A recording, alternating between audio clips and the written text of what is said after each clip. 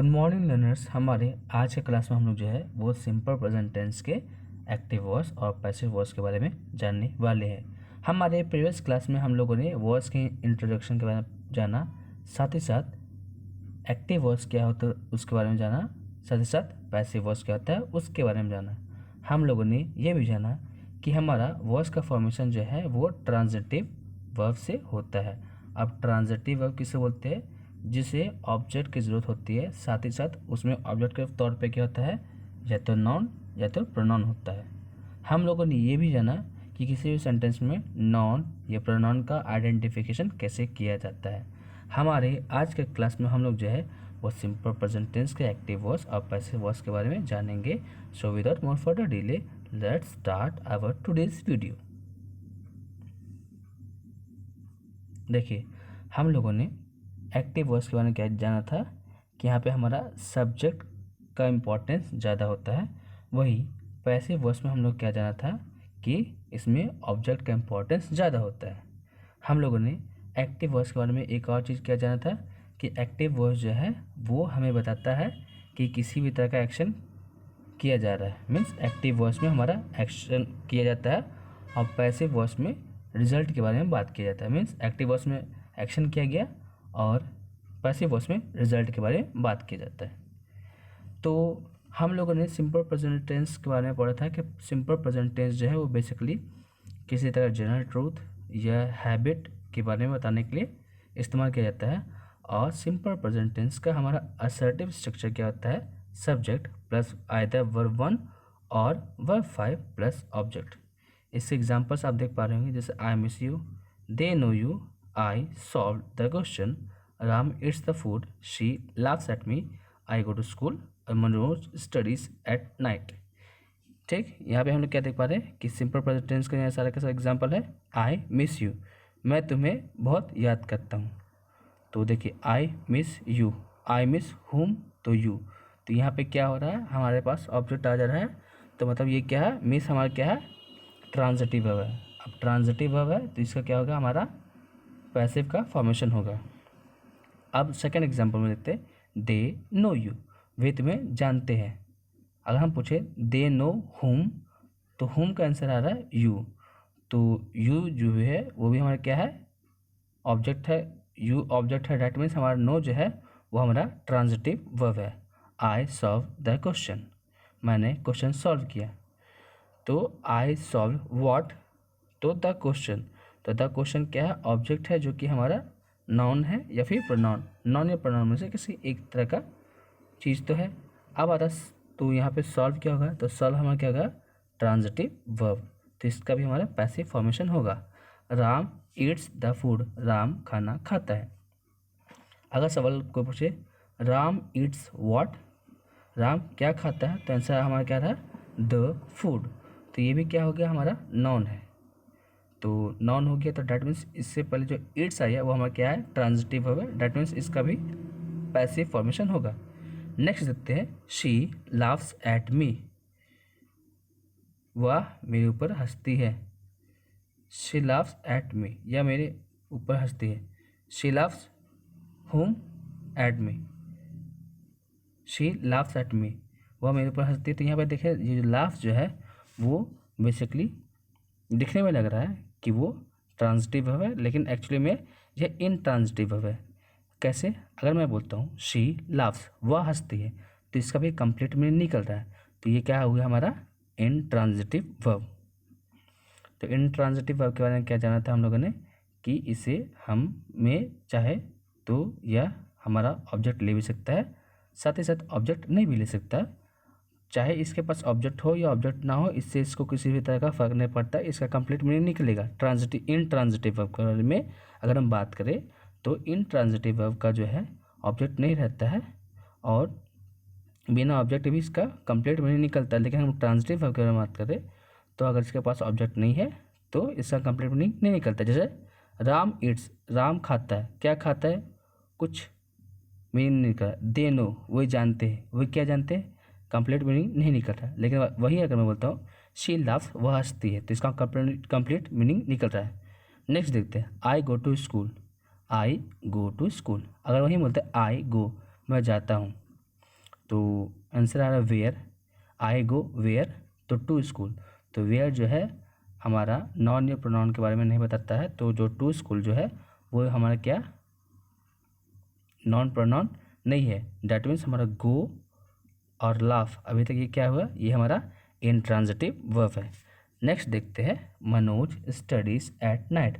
मनोज रात में पढ़ता है, तो मनोज स्टडीज व्हेन, तो एट नाइट। तो जो हमारा पास व्हेन का आंसर मिल रहा है, तो डैट मीन्स वो भी हमारा क्या हो गया, जो हमारा वर्ब है स्टडीज वो भी हमारा क्या हो गया इंट्रांजिटिव वर्ब। डैट मीन्स उसका भी पैसिव फॉर्मेशन नहीं बनेगा। तो पैसिव फॉर्मेशन किसका किससे बन रहा है, आई miss you, they know you, I solve the question और राम ईट्स द फूड। आज सवाल है पैसिव फॉर्मेशन कैसे बनता है, तो उसके लिए होता है हमारा सब्जेक्ट मीन्स ऑब्जेक्ट जो है एक्टिव वॉइस का ऑब्जेक्ट पैसिव वॉइस का सब्जेक्ट बन गया, और एक्टिव वॉइस का सब्जेक्ट पैसिव वॉइस का ऑब्जेक्ट बन गया। तो हमारा क्या हो गया, you are missed by me. You are missed by I नहीं होगा, you are missed by me, क्योंकि आई जो है वो बेसिकली हमारे सब्जेक्टिव केस में है। तो सब्जेक्टिव केस में होता है आई का, ऑब्जेक्टिव केस का होता है मी। ठीक है, तो हमारा यू हो गया, यू के लिए था आर, उसके बाद वी थ्री क्या होगा, मिस का वी3 हो गया मिस्ड। उसके बाद यहाँ पे बाय होता, थोड़ा मिसप्लेस हो गया, आप ऐड कर लेना, तो बाय, उसके बाद आई का ऑब्जेक्टिव केस मी। नेक्स्ट देखते हैं, दे नो यू, वो तुम्हें जानते हैं। तो यू का सब्जेक्टिव केस और ऑब्जेक्टिव केस दोनों यू ही होता है, तो यू के बाद क्या लगेगा, आर लग गया। अब क्या हो गया, हमारा वर्ब थर्ड का इस्तेमाल किया जाएगा। तो नो का वर्ब 3 क्या होता है, नोन, उसके बाद बाय, और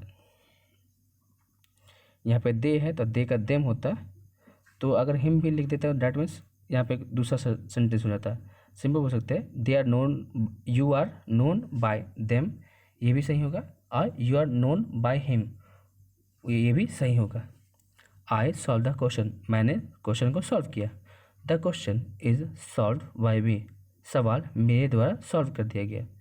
Ram eats the food, Ram खाना खाता है। The food is eaten by Ram, खाना जो है वो राम के द्वारा खाया गया है। अब यहाँ पे हम लोग क्या देख रहे हैं कि हमारा एक्टिव वॉइस में क्या हो रहा है, एक्शन के बारे में बता रहा है, और पैसिव वॉइस जो है वो बेसिकली रिजल्ट के बारे में बता रहा है। जैसे द फूड इज़ इटन, अगर हम सिंपल बोले द फूड इज़ इटन, खाना खा लिया गया है, तो ये क्या है, रिजल्ट बता रहा है। लेकिन वही मतलब है Ram it's the food, Ram it's the food, ये एक्शन बताता है। तो एक्टिव वॉइस में हमारा एक्शन बताता है, और पैसिव वॉइस में हमारे रिजल्ट के बारे में बताता है। एक और चीज़ नोट करने वाली बात है, वो क्या, the passive formation V3 is the main verb. हम जब कभी भी पैसिव फॉर्मेशन करते हैं तो हमेशा हमारा क्या होता है, वर्ब 3 जो है वो हमारा मेन वर्ब की तरह ऐड करता है, चाहे हमारा सिंपल प्रेजेंट हो या फिर कंटिन्यूस या परफेक्ट हो, सब में हमारा V3 जो है वो हमारा as a main verb use होगा पैसिव वर्ब्स का। और वहीं पे हमारा इज़, एम और आर जो है ये हमारा क्या है, हेल्पिंग वर्ब है। हेल्पिंग वर्ब क्या होता है और मेन वर्ब क्या होता है, इसके बारे में हम लोगों ने पहले ही पढ़ा हुआ है। अब हम आगे बढ़ते हैं, आगे क्या है, तो examples of active voice and passive voice with all form of sentences. अब देखिए सेंटेंसेस के बारे में हम लोगों ने बहुत पढ़ा था कि सेंटेंसेस जो बेसिकली जो है वो 6 तरह के होते हैं, assertive sentence, negative sentence, interrogative sentence, interrogative negative sentence, double interrogative sentence और डबल इंट्रोगेटिव नेगेटिव सेंटेंस। ठीक, तो हमारा एक्टिव वॉइस और पैसिव वॉइस दोनों का हमारा 6 टाइप्स बनेगा। मैंने ट्रिक्स भी बताए थे कि कैसे आपका अगर आप असर्टिव बने तो असर्टिव से नेगेटिव कैसे बनेगा, फिर असर्टिव से हमारा इंट्रोगेटिव कैसे बनेगा, नेगेटिव से इंट्रोगेटिव नेगेटिव कैसे बनेगा, सब के बारे में हम लोगों को जाना था। इसलिए यहाँ पे देखते हैं, अगर हम बात करें assertive sentence, Ram Yeats a mango, Ram आम खाता है, इसका नेगेटिव क्या होगा, Ram does not eat mango, Ram आम नहीं खाता है। जिसे हम कॉन्ट्रैक्शन के साथ भी लिख सकते हैं, Ram doesn't eat mango. Contraction क्या होता है, जब हम दो वर्ड्स को एक साथ जोड़ देते हैं तो उसे कॉन्ट्रैक्शन के नाम से जानते हैं। तो डज नॉट को डजेंट हो गया, वो इंट्रोगेटिव सेंटेंस हो गया, तो क्या हो गया, डज राम ईट मैंगो, क्या राम आम खाता है। इंट्रोगेटिव नेगेटिव सेंटेंस बोलेंगे तो does Ram not eat mango, क्या राम आम नहीं खाता, और या फिर doesn't Ram eat mango. Double interrogative sentence हो गया, तो डबल इंट्रोगेटिव बनाने क्या होता है, इंट्रोगेटिव सेंटेंस से पहले अगर हम लोग WH वर्ड जोड़ देते हैं तो वो हमारा डबल इंट्रोगेटिव सेंटेंस बन जाता है। इंट्रोगेटिव सेंटेंस किसको बोलते हैं, जिसका आंसर या तो हम हाँ या ना में दे उसे इंट्रोगेटिव बोलते हैं, और इंट्रोगेटिव नेगेटिव सेंटेंस भी सेम हो जाता है। लेकिन वही हम डबल इंट्रोगेटिव के बारे में बात करें तो वो हमारा हाँ या ना से हमारा आंसर नहीं मिलता, हमको एक स्टेटमेंट देना पड़ता है। जैसे अगर मैं बताऊँ डज राम ईट मैंगो, क्या राम आम खाता है, तो इसका आंसर या तो हाँ या ना में दिया जाएगा, तो इसे हम बोलेंगे इंट्रोगेटिव सेंटेंस। लेकिन वही हम बोलते हैं Y does Ram eat mango, Ram आम क्यों खाता है, तो इसका आंसर हम लोग हाँ या ना में नहीं देंगे, इसके लिए हम लोग को एक एक्सप्लेनेशन या सिंपल भाषा में एक रीज़न देना पड़ेगा, इसलिए इसे हम डबल इंट्रोगेटिव सेंटेंस बोलते हैं। तो इंट्रोगेटिव से डबल इंट्रोगेटिव बनाने का क्या तरीका हो गया कि इंट्रोगेटिव के पहले अगर हम लोग WH वर्ड जोड़ देते हैं तो वो हमारा डबल इंट्रोगेटिव सेंटेंस होता है। नेक्स्ट है double interrogative negative sentence. Double interrogative negative sentence क्या होता है, इसका एग्जांपल हो गया why does Ram not eat mango, Ram आम क्यों नहीं खाता, या फिर why doesn't Ram eat mango, Ram आम क्यों नहीं खाता, दोनों सेम हो गया। तो इंट्रोगेटिव से डबल इंट्रोगेटिव बनाने के लिए क्या हो जाता है, सिंपल हम लोग WH वर्ड जोड़ देते हैं। अब देखिए राम ईट्स मैंगो, इसका क्या हो जाएगा पैसिव वॉइस में, अ mango is eaten by Ram, a mango is eaten by Ram, आम राम के द्वारा खाया जाता है। अब देखिए असर्टिव है तो नेगेटिव बनेगा, तो नेगेटिव कैसे बनेगा, a mango is eaten by Ram, या फिर a mango is not eaten by Ram. Assertive है a mango is eaten by Ram, negative में क्या हो जाता है a mango is not eaten by Ram, आम राम के द्वारा नहीं खाया जाता है। इंट्रोगेटिव बनाना है तो क्या कर देंगे, हमारा जो सब्जेक्ट है ए मैंगो और हमारा जो हेल्पिंग वर्ब है इज़, इनके जगह को हम चेंज कर देंगे। तो इज़ हमारे पहले आ जाएगा और आ मैंगो हमारा अंदर चला जाएगा, तो क्या होगा is a mango eaten by Ram, क्या आम राम के द्वारा खाया जाता है। इंट्रोगेटिव नेगेटिव सेंटेंस बनाने के लिए सेम करेंगे, हमारा हेल्पिंग वर्ब बाहर और सब्जेक्ट जो है वो अंदर चला जाएगा। तो नेगेटिव सेंटेंस में क्या देख रहे हैं, हमारा हेल्पिंग वर्ब क्या है इज़ है, तो इज़ जो है वो बाहर आ जाएगा और सब्जेक्ट क्या है ए मैंगो, तो ए मैंगो अंदर चला जाएगा। तो इससे मेरा क्या बन गया is a mango not eaten by Ram, क्या आम राम के द्वारा नहीं खाया जाता है, या फिर isn't a mango eaten by Ram. अब हम बात करते हैं डबल इंट्रोगेटिव सेंटेंस। तो डबल इंट्रोगेटिव सेंटेंस बनने का तरीका क्या बताया गया था, इंट्रोगेटिव सेंटेंस से पहले अगर हम लोग WH वर्ड जोड़ देते हैं तो वो हमारा डबल इंट्रोगेटिव सेंटेंस हो जाता है। जैसे why is a mango eaten by Ram, Ram के द्वारा एक आम क्यों खाया जाता है, और वही हो गया हमारा double interrogative negative sentence, why is a mango not eaten by Ram, Ram के द्वारा आम क्यों नहीं खाया जाता है।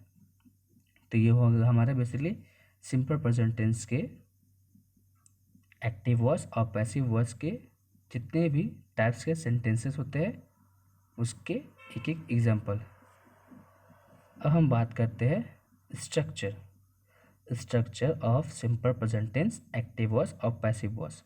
एक्टिव वॉइस का असर्टिव सेंटेंस क्या हो जाता है, subject plus verb 1 plus verb 5 plus object, जो कि हम लोगों ने सिंपल प्रेजेंट टेंस में पहले ही पढ़ा हुआ है। नेगेटिव सेंटेंस हो जाता है subject plus do does plus verb 1 plus subject plus do does plus not, यहाँ नॉट मिस हो गया, तो क्या होगा subject plus do does plus not plus verb 1 plus object. Interrogative में क्या हो जाएगा do does plus subject plus verb 1 plus object. Interrogative negative sentence में क्या हो जाएगा do does plus subject plus not plus verb 1 plus object. Double interrogative sentence में क्या हो जाता है WH word plus do does plus subject plus verb 1 plus object. Double interrogative negative sentence में क्या होता है WH word plus do does plus subject plus not plus verb 1 plus object.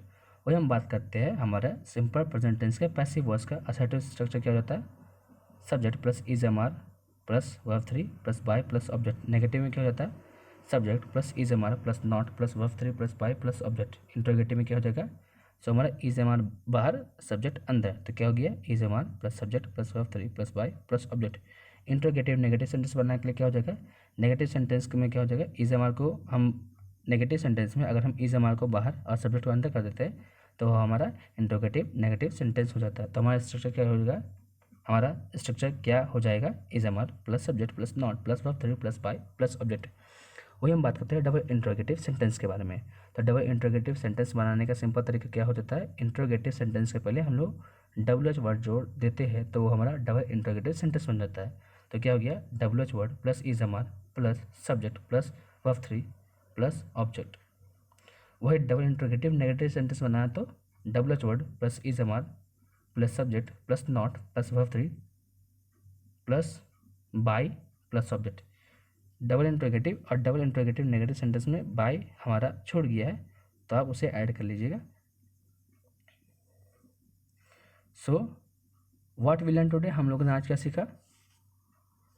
Active voice and passive voice of present, indifferent और simple present tense.